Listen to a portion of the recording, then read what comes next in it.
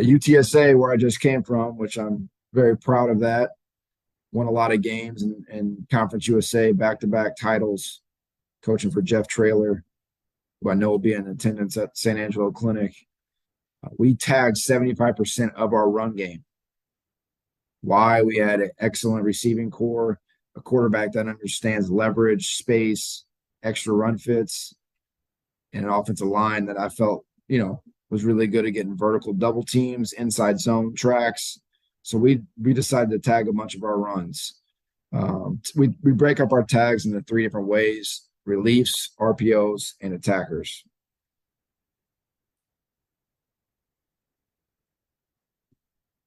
Okay, I think another important fact or topic to discuss is, when do you want to run tag? Like, when do you game plan this?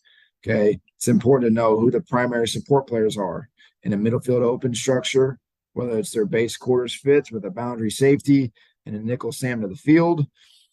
Okay, or is it middle field close coverage where they're going to sky the boundary or buzz the field to get extra run fit or extra hats in the run game with safeties? All right, dropping down from the roof. Okay, do they fit to the running back or away from the running back? In a base open, middle open coverage, quarters fits, it's usually away from the back where they're fitting hard with the nickel Sam, and then finding that extra support in the boundary safety. Okay, really just what are the easiest throws off your base run game? We found out that our stationary smokes were way easier for our quarterbacks to throw than a moving bubble.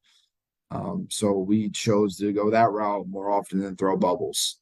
When we did get bubbles, it was usually in an orbit, which I'll get into here in a second. What does my quarterback execute the best? Well, that sounds simple, but to me, again, we executed at a much higher rate throwing stationary smoke throws. All right. And we also did a really good job at throwing glance routes. And what do my receivers run and block the best? And it goes back to practice, goes back to knowing your team, knowing your wideouts, knowing your backs and tight ends, and what they do best.